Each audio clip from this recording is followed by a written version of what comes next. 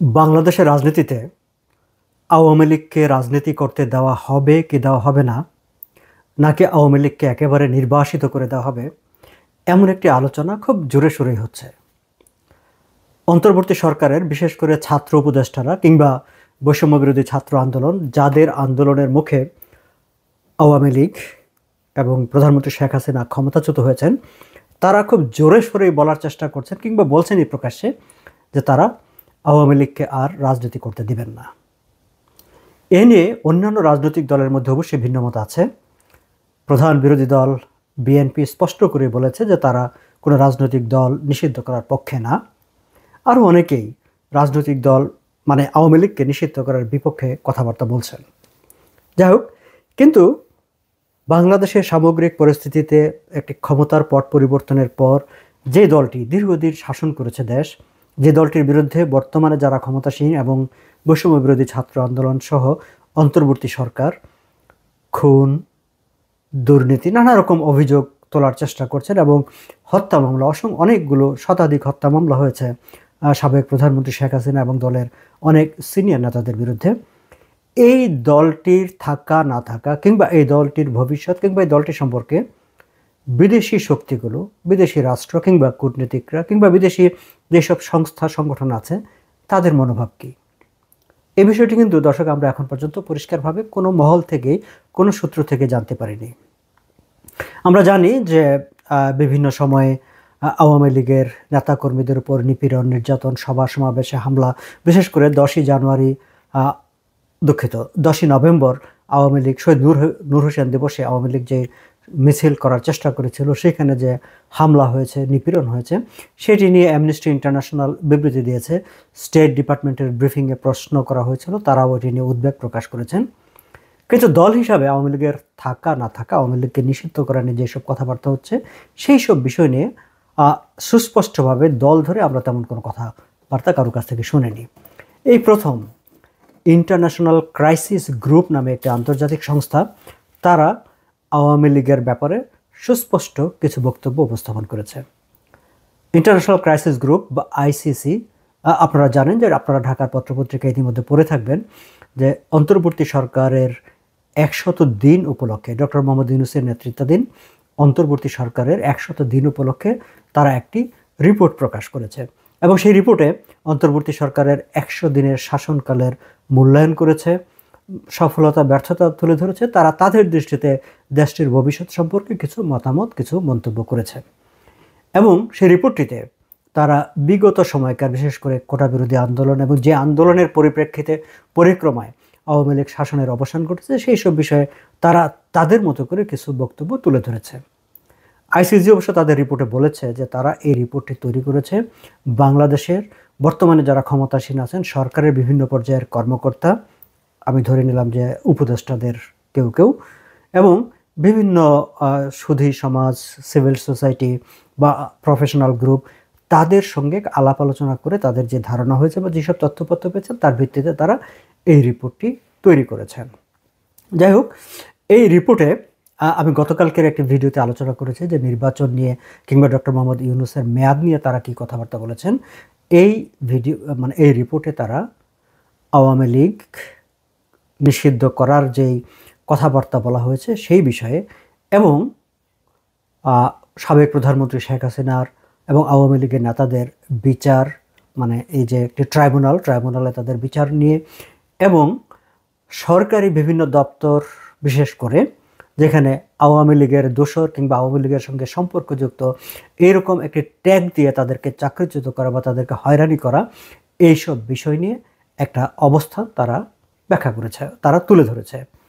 আমি যদি শুরু করি যে সরকারি চাকরিতে বা বিভিন্ন সচিবালয়, মন্ত্রণালয়, সরকারি দপ্তর, নানা জায়গায় যে আওয়ামী লীগের দোসর, ফ্যাসিবাদের দোসর ট্যাগ দিয়ে যেই চাকরিচ্যুত করা হচ্ছে, সেটি বন্ধ করার জন্য অন্তর্বর্তী সরকারের প্রতি পরামর্শ জানিয়েছে ইন্টারন্যাশনাল ক্রাইসিস গ্রুপ। তারা স্পষ্ট করে বলছে যে এই যে প্রক্রিয়াটি, এই প্রক্রিয়াটি সাবেক সরকারের সঙ্গে সম্পর্ক ছিল, জাস্ট এই অজুহাতে বা এই ধরনের ট্যাগ দিয়ে যেভাবে বিভিন্ন দপ্তর থেকে, সরকারি অফিস থেকে লোকজনদেরকে রিমুভ করা হচ্ছে কিংবা হয়রানি করা হচ্ছে, এটি এই সরকারের মধ্যে, প্রশাসনের মধ্যে তো বটেই, সরকারের মধ্যে একটা অস্থিরতা তৈরি করবে বলে আইসিজি সতর্ক করে দিয়েছে। তারা এটিও বলছে যে এই ধরনের কাজগুলো, এই কাজগুলো অহেতুক সরকারের যে দৈনন্দিন কর্মপরিকল্পনা, মানে সরকারের যে ফাংশন, সেই ফাংশনটাকে তারা উইক করে দেবে। এবং ইন মেনি কেসেস তারা বলছে যে এই যে কাজগুলি করা হচ্ছে বা যাদেরকে রিমুভ করা হচ্ছে, ছাঁটাই করা হচ্ছে, তাদের কোনো জাস্টিফিকেশন নাই, কোনো লজিক নাই, কিংবা তাদের বিরুদ্ধে সুনির্দিষ্ট কোনো অভিযোগও নাই। জাস্ট সাবেক সরকারের সঙ্গে সম্পর্কযুক্ত এরকম একটি কথাবার্তা বলেই তাদেরকে ছাঁটাই করে দেওয়া হচ্ছে। এবং এটি প্রশাসনের মধ্যে অসন্তোষ, অস্থিরতা তৈরি করবে এবং যেটি অন্তর্বর্তী সরকারকে একটি চ্যালেঞ্জের মুখে ফেলে দেবে, এরকম মন্তব্য করেছে আইসিজি তার রিপোর্টে। এবং তারা বলেছে যে সরকারের উচিত হবে এগুলো বন্ধ করা, যাতে অহেতুক আননেসেসারি কোনো কর্মকর্তাদেরকে এভাবে হয়রানি না করা হয় বা তাদেরকে রিমুভাল না করা হয়। আমি আওয়ামী লীগের ব্যাপারে আসি, যে আওয়ামী লীগের ব্যাপারে স্পষ্ট করে তারা বলেছে যে আওয়ামী লীগ নিষিদ্ধ করার যে কথাবার্তা হচ্ছে, সরকারের উচিত হবে স্ট্রংলি এটিকে বিরোধিতা করা এবং এটিকে বন্ধ করে দেওয়া। অর্থাৎ আইসিজি বলছে যে সরকারেরই কাজ হবে আওয়ামী লীগ বন্ধ করার যে কোনো ধরনের চাপ সেগুলোকে বন্ধ করে দিয়ে আওয়ামী লীগ যাতে নিষিদ্ধ না হয় সেই জায়গায় সরকারের অবস্থান নেওয়া। এবং একই সঙ্গে তারা বলছে যে আওয়ামী লীগ বাংলাদেশের রাজনীতিতে 50 বছরের, বাংলাদেশের রাজনীতির 50 বছরের যে ইতিহাস, সেই ইতিহাসের একটা সেন্টার পয়েন্টে এই দলটির অবস্থান। ফলে এই দলটির নো ম্যাটার হোয়াট, এই দলটির নতুন নেতৃত্বে রিবিল্ড হওয়ার একটা সুযোগ তারা ডিজার্ভ করে, তাদের সেই সুযোগটা তাদের দিতে হবে। এখন এই যে জায়গাটি, যে রিবিল্ড করার, এই জায়গাটা নিয়ে আমাদের মধ্যে আলাপ আলোচনা হতে পারে। মানে নতুন নেতৃত্বের কথা, যে সেই নতুন নেতৃত্ব কি সাবেক প্রধানমন্ত্রী শেখ হাসিনাকে বাদ দিয়ে নতুন নেতৃত্ব দিয়ে আওয়ামী লীগকে পুনর্গঠন করা বা আওয়ামী লীগকে আবার মাঠে নিয়ে আসা, সেটি দল সিদ্ধান্ত নেবে। বাট আমি ধারণা করি আইসিজি এই মতামতটি তারা ব্যক্ত করেছে, যেহেতু এটি একটি ওয়েস্টার্ন অর্গানাইজেশন, এবং ওয়েস্টার্ন কান্ট্রিগুলোতে যে কোনো পলিটিক্যাল পার্টির, মানে যে কোনো দেশেই যখন কোনো নির্বাচন হয় এবং নির্বাচনে যখন দল হেরে যায়, তখন দলের নেতা তার দায়িত্ব ছেড়ে দেন, তখন দল কাউন্সিল করে নতুন নেতৃত্ব প্রতিষ্ঠা করে নতুন নেতা সেখানে নির্বাচিত হন, নতুন নেতা দলকে সামনে এগিয়ে নিয়ে যান।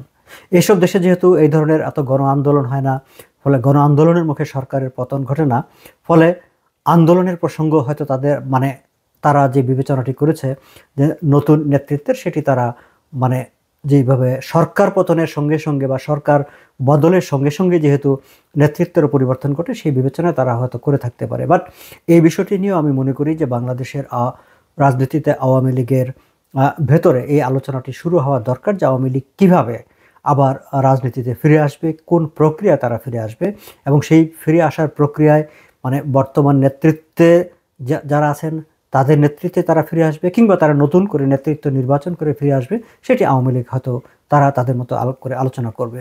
কিন্তু আইসিজি যে কথাটি বলেছে, সেই জায়গাটি আমি শুধু আপনাদের সামনে উল্লেখ করলাম। তারা বলছে যে এই দলটির ডিজার্ভ করে যে একটা সুযোগ, তারা এই পরিস্থিতিতেও তাদের আন্ডার নিউ লিডারশিপ এটা তাদেরকে নতুন করে রিবিল্ড করবে।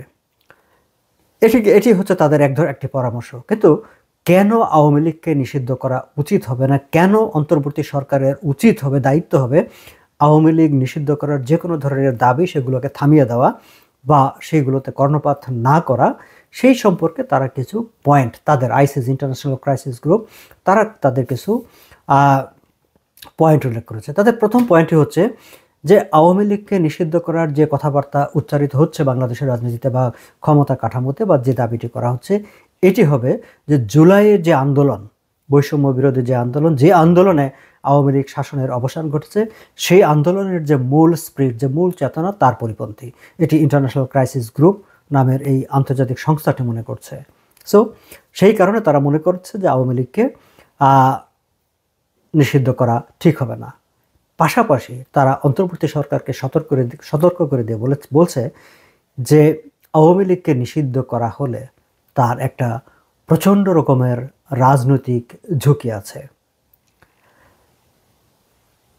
এবং সেই ঝুঁকিটি বলতে গিয়ে তারা বলছে যে আওয়ামী লীগের অসংখ্য একেবারে হার্ড কোর সাপোর্টাররা আছে। আওয়ামী লীগকে নিষিদ্ধ করা হলে, এটি আমরাও আলোচনাটা করি, এটা বাংলাদেশের আলোচনায়ও আছে, সেই আলোচনাটাই তারা আবার তুলে এনেছে যে বাংলাদেশের যে অসংখ্য হার্ড কোর আওয়ামী লীগের সমর্থকরা আছে তারা হয়তো আন্ডারগ্রাউন্ডে চলে যাবে, এবং তারা যখন আন্ডারগ্রাউন্ডে চলে যাবে সেটি মানে রাষ্ট্রের জন্য, রাজনীতির জন্য, সরকারের জন্য একটা বড় ধরনের ঝুঁকি তৈরি করবে। এবং ইন্টারেস্টিং পয়েন্টটা হচ্ছে যে এই কেয়ারটেকার গভর্নমেন্টের অন্তর্বর্তী সরকারের অফিসিয়ালদের কারো কারো সঙ্গে আলোচনার উদ্ধৃতি দিয়ে এই রিপোর্টে বলা হচ্ছে যে about 20% of Bangladeshis even if they witnessed genocide with their own eyes, যারা বাংলাদেশি নাগরিকদের প্রায় 20% বাংলাদেশি, তারা যদি নিজের চোখে প্রত্যক্ষ করে, নিজের চোখে দেখে যে একটি গণহত্যা হয়েছে এবং সেই গণহত্যার সঙ্গে শেখ হাসিনার সম্পৃক্ততা আছে, তারপরেও তারা শেখ হাসিনাকে সমর্থন করবে। এটি এই আইসিজি তাদের রিপোর্টে উল্লেখ করেছে, এবং তারা বলছে যে এই অবজারভেশনটা এটি হচ্ছে source close two interim government, অন্তর্বর্তী সরকারের সঙ্গে ঘনিষ্ঠ যে সূত্রগুলির সঙ্গে তারা কথা বলেছে তারা এই তথ্যটি তাদেরকে দিয়েছে যে বাংলাদেশিদের 20% অফ বাংলাদেশিস, তারা যদি নিজের চোখেও দেখে যে গণহত্যা সংগঠিত হয়েছে বা সেই গণহত্যার সঙ্গে শেখ হাসিনার কোনো ধরনের সম্পৃক্ততা আছে, তারপরেও তারা শেখ হাসিনাকেই সমর্থন করবে। এটি হচ্ছে আইসিসির মানে ইন্টারন্যাশনাল ক্রাইসিস গ্রুপের রিপোর্টের বক্তব্য।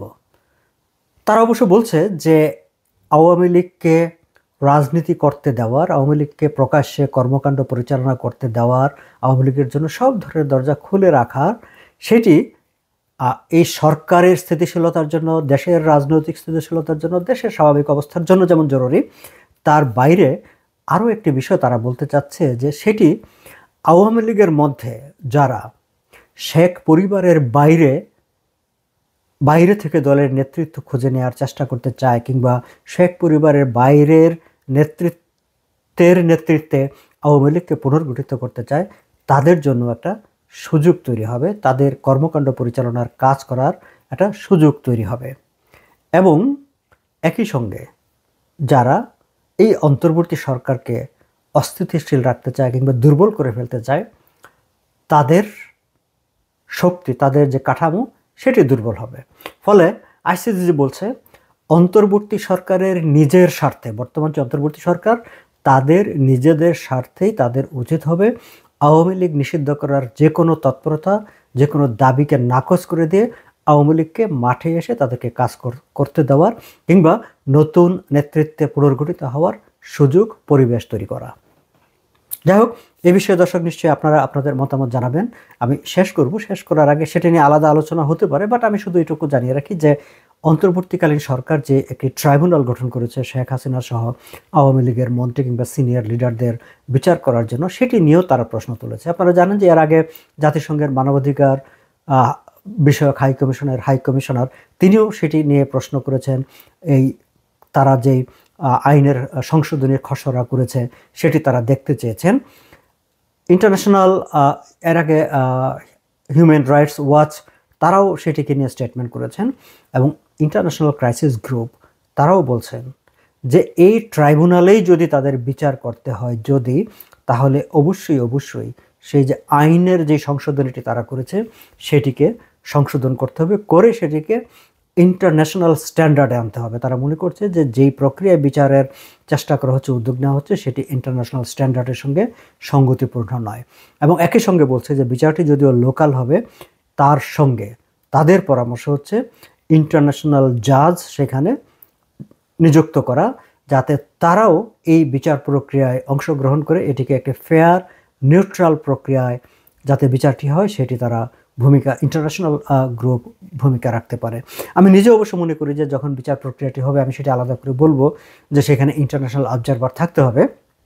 কিন্তু আইসিজি তাদের প্রস্তাব হচ্ছে যে এই ট্রায়াল প্রসেসে অ্যাজ এ জাজ সেখানে ইন্টারন্যাশনাল জাজ মানে আন্তর্জাতিক আদালত থেকে, বিভিন্ন দেশ থেকে, অন্য দেশ থেকে বিচারক এনে শেখ হাসিনা এবং আওয়ামী লীগের মন্ত্রীদের যে বিচার যদি এই সরকার করে, সেই ক্ষেত্রে আন্তর্জাতিক অন্য দেশ থেকেও বিচারক এনে বিচারক নিয়োগ করার এটি তাদের প্রস্তাব।